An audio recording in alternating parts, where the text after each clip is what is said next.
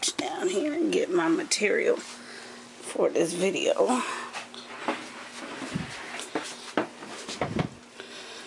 Alright.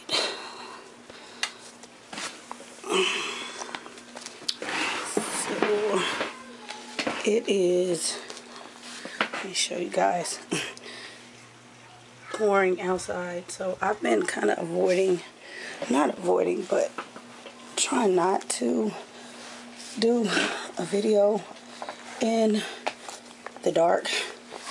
But this is about as light as it's going to get. So it's my homeschool binder. What I keep in here, I kind of shared plenty of times with you guys, but basis is a spiral, and I've talked about using spirals for everything. If you did not have a piece of homeschool curriculum, a spiral will work for whatever you need. Alright, so alright, we are going to go back to, I think, August, maybe July, when I first shared with you all. And yes, look at my lovely decoration, done by an 18-month-old then. And I'm going to tell you guys, it took everything in me not to redo this, because I don't like,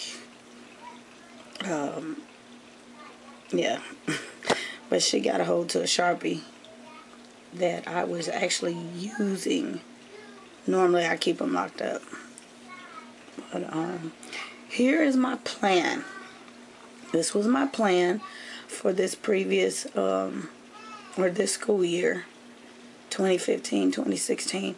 And the reason why I'm sharing is because I like to go back and follow up with you all full circle. You know, I don't like to share plans and planning and curriculum and just leave you all hanging. And I think that makes for a more complete following for those of you all that are actually following and gathering tips and insight and things like that. In order for you to understand what's going on, you need to fully get the concept. I'm not just drawing up ideas and plans and things like that and not actually implementing them. It's not for a show. Not for a show at all. But I went through, and for multiple children, this was for everybody. So the video was entitled, I think, Homeschool Lesson Planning for Multiple Children or something like that. And I will, if I remember, I will try to link it. But I went through and explained how I came up with it and why, you know, it's written here. I will use a computer-based layout. I'll get into that later. But I start with pen and paper because it helps me remember more than typing things in. You tend to forget, but when you write it, I don't know, that's just how my brain works. I'm A-type. When I write things down, I remember them more. I can visualize things more. So that's where, you know, I always start with any type of planning. It's just paper, pen and paper. Before I released the new curriculum video, I wanted to get this up so that you all, again, will get an understanding and see where I was going, because it took using this plan this year to get to where the point where I'm at now, because I was able to use material, I was able to do everything that I wanted and things like that, and see where I needed to fill in, where I needed to improve, where I need to pull back, and things like that. And yes, in the beginning of the year you saw quite a bit of book hauls, and I showed you that was because we did not have the books on the level that I needed. So that is what I did. But after that point, I was on a spending freeze from October until the first of the year. I bought absolutely nothing. And that wasn't in the homeschool, just in the homeschool. It was in the whole house. I just went on a freeze. Because, I don't know, buying, a lot of times that gets very excessive and you don't need. And I like to utilize what I have and make do. And I didn't have a problem with that. I had everything I needed. I encourage you all to try that for yourselves. I had a friend that also, once she found out what I was doing, she was like, I need to try this because I go in the store and I see these things. Even in the thrift store, yes, we get excited and all of that, but do you really need it? Just because it's $1. Do you guys know how many things I pass up? Only $1. I don't need it. I'm not just, it has to do something for me in order to get it. And I had everything I needed. So, yeah, so this is a big one for multiple children, how to plan and, get everything accomplished that you need to. Different grade levels, different ages, different learning styles and things like that. I showed the resources and everything that I used to pull all of this together. So, here's what it looked like. And unit studies and all of that, what you all saw. You had been following the videos throughout the year. And go back and show you reading. Here's a reading log. I really need to catch up on the reading log somewhat. But also I showed you, let me put it up really quickly or not.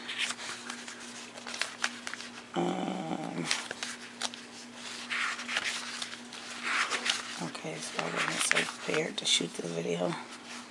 But I lost it. I may have to just come back to it.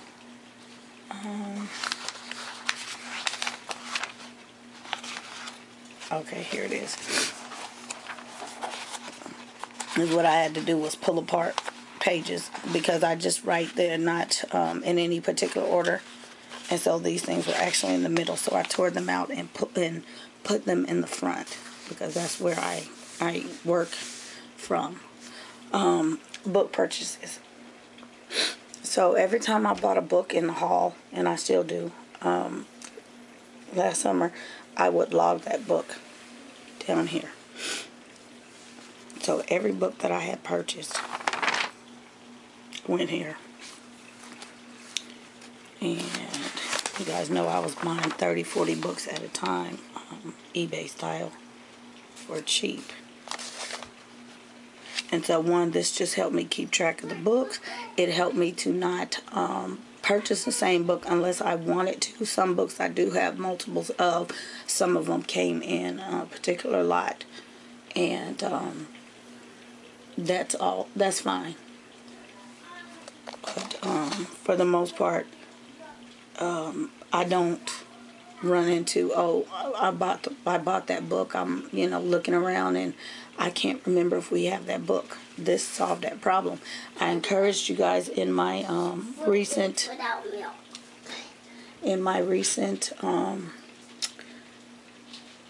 library tour to do this. Make copies of it, even if you do it on the computer. Make copies of it. Stick some in your car, stick some in your purse. If you take the kids with you and you're going out thrift store shopping, give them the list so that they can see when they're picking up books if they have that book on the list and you know not to purchase it. You know, same thing with the library sale or what have you. If you have this ongoing list, you won't purchase what you already have. So, yeah, we keep that going. But let me go back to my plan. And yes, all of these books were used. Well, I'm not saying all of them, but I did use the books. I mean, they were, the purpose was to use them, and we are using them. We are still using them. And I did not show them in the library haul, not all of them, because every book has been hauled. So you know, if you want to know, you have to go back and look at the hauls over the years and just see what actual books we have. All right, going back to this. I'm rambling. Okay,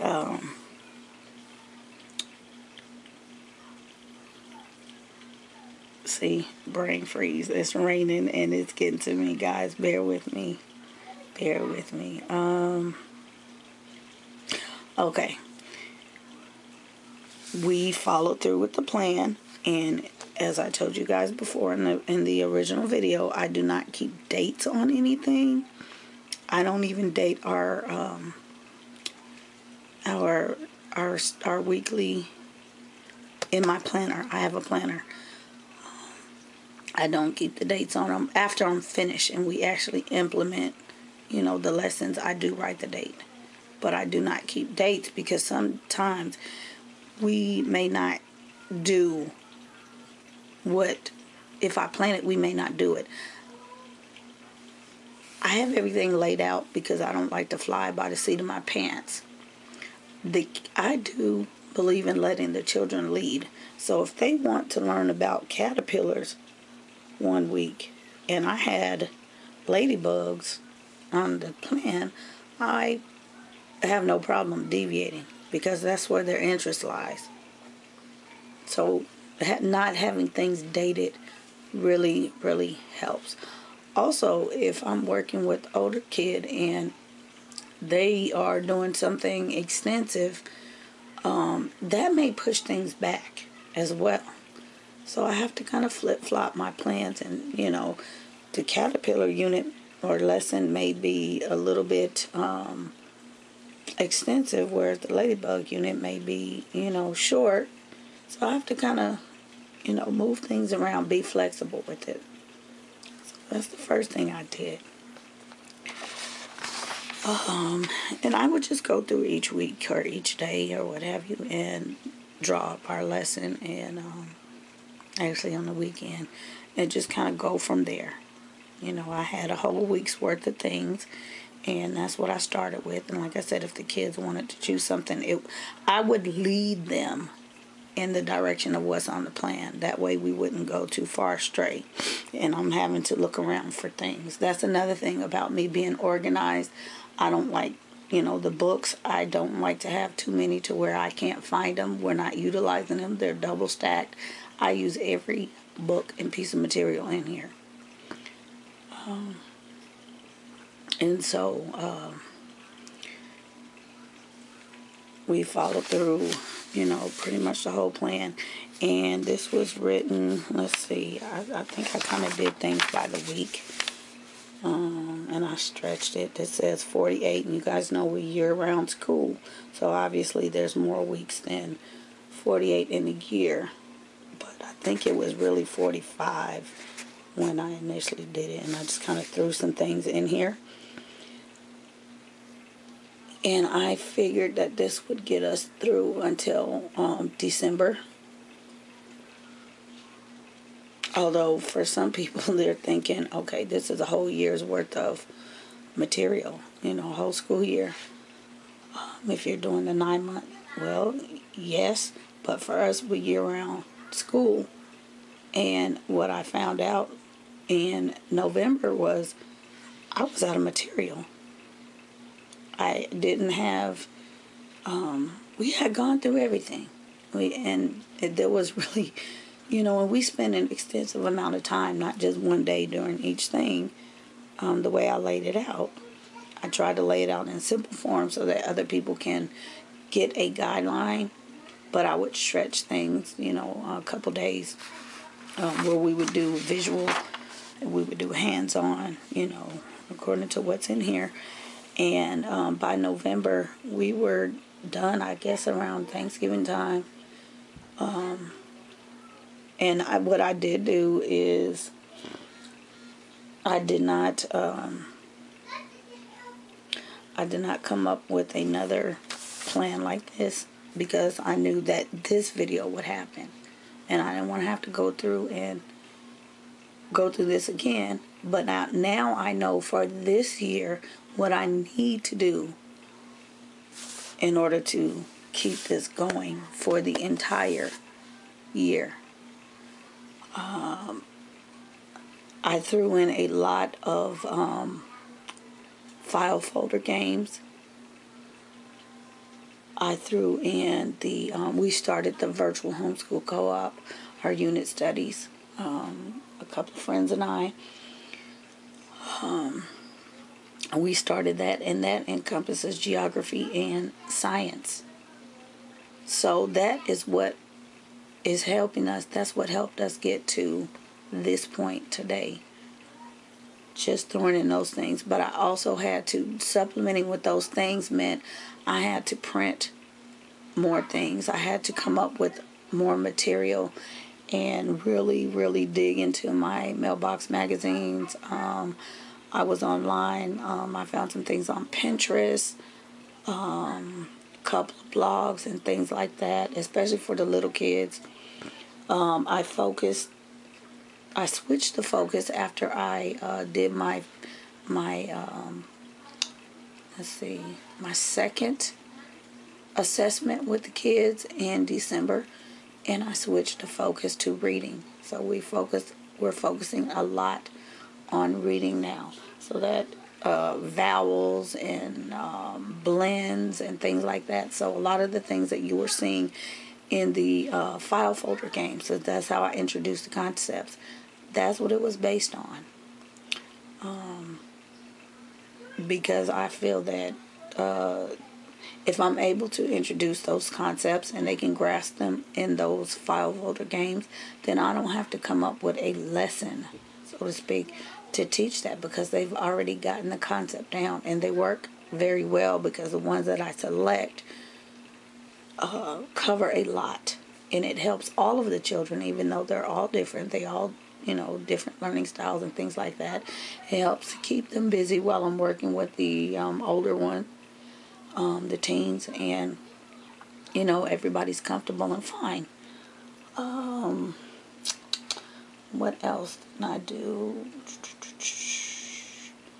I've looked at a lot of reading books, early readers and things like that. I got a lot of ideas from that standpoint, but what I realized is why I don't have so many. And I shared in the library hall, the books that I use for the little ones, and I need to put this video up. I had done the video a couple months ago and didn't do it when I talked about the children, how I taught them to read at 3. I need to share the books that I actually use, and I skipped over them in the library hall. They were on the table, on the library organization tour, on purpose, because I had already done that video and I wanted to do it independently. So I will get that one up this week. But I learned that in their reading books, the children's reading books, that is why I don't keep so many early readers and sight word readers and things like that, because those are the things that I'm using. So you will see in the new curriculum hall a lot of the changes, the new things that I'm introducing, and it's not really new. It's the things that I'm already using. I just built upon that, the things that work for us. I built on them. And it took a lot of thought and just thinking, how can I do this? I hear a lot of people searching for, the curriculum and trying to fit, especially if you have multiple children, everybody's learning style. I don't believe in keeping a ton of curriculum. I know every child is different. They learn different. However, I'm one that when I find the thing that works, I stick with it. And it's about how you use it with that individual child. Okay? We might have, I don't know, what am I looking at? 1 fish, 2 fish. Okay? One of my kids, because I'm looking at that book on the shelf, may strictly read that book. One of my kids may be a hands-on, and we may turn that into a math book. Okay. One of them may turn it into an art book. They may want to draw out of that book. So, that's what I'm getting at. The things that you have to really put some time and thought into it. And how can you put a spin on it? Make that curriculum, if it's one, make that one curriculum work for you. It can be done. I do it all of the time. Even with the foul folder games. All of my kids do not learn the same way, but the concepts, and I give it to them, I show them how to use it, and I watch the way that they interpret, the way they use it. And a lot of times they show me a new way to use it, and it's like, wow, I would have never thought of that. It's not wrong, but that's just the way they interpret it. So guys, really think when you're buying these curriculums and saying, oh, that doesn't work for me, or I have to get, new for so-and-so. If you have a 5th grader, you shouldn't have to go buy anything under that anymore. You have children coming behind that 5th grader. You shouldn't have to buy any more curriculum because you already have it. Keep what you have. Don't sell it because you don't know what that curriculum is capable of doing, what you're capable of doing with that other child. This is my spin on it. But I see it often. Let's see. One, you guys see I still use Hooked on Phonics. It worked for everybody. And that was part of the early reading. That's the reason why I won't get rid of it, cassette or not. It worked. There's no reason to get rid of it. I didn't ever have to buy anything else again.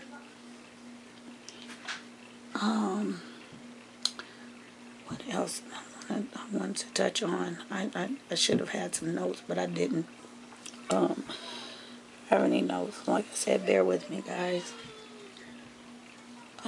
Also, let's see, building on what we have, I am going to come up with a new plan for this year.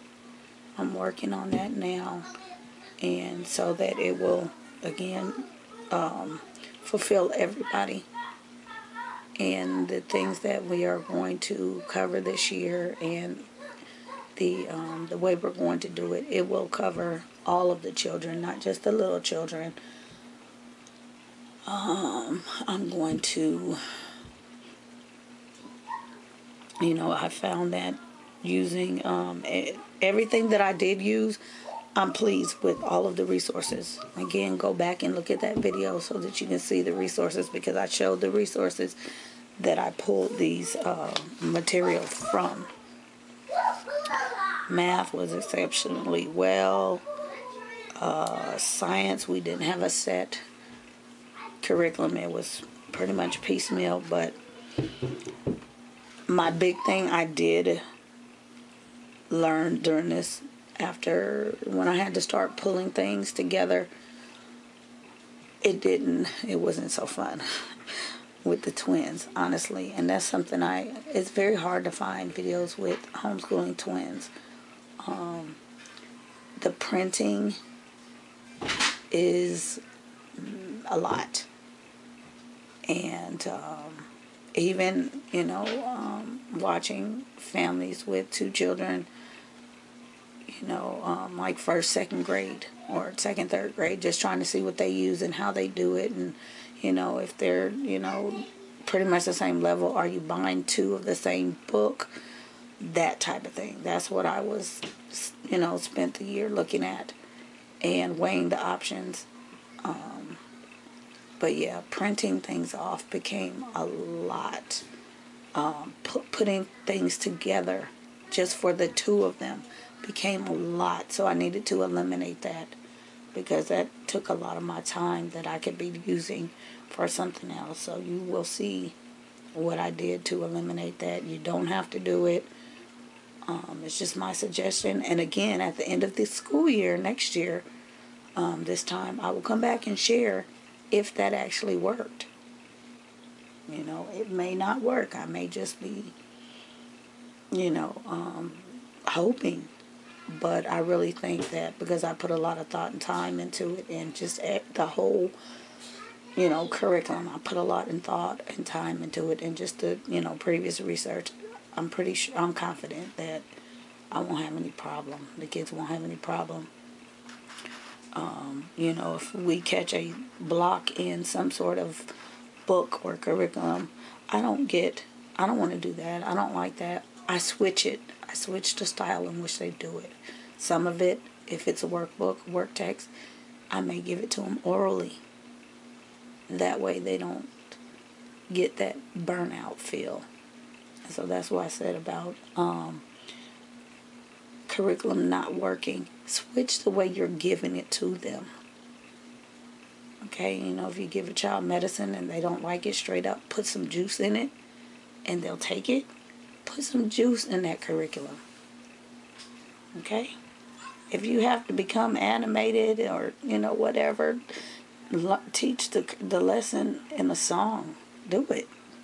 Whatever to get that child motivated to learn it, because sometimes you have to stick to the book. So, yeah. But I have kept you guys for this half hour. I really appreciate it. And like I said, I try to share what I feel I see there's a need for. I don't see many follow-up videos like this. I know those of you that do watch appreciate these types of videos. I appreciate the feedback. Again, I appreciate your time. If this is your first time watching, subscribe so you don't miss a thing. Go back, follow my playlist. I have probably about 255 videos just in the homeschool playlist. So follow me on Instagram, follow me on Facebook. I am sharing faster on Instagram, and I'm going back to sharing on Facebook as well, the same way I do on Instagram, because sometimes I can get those things out faster than I can a video.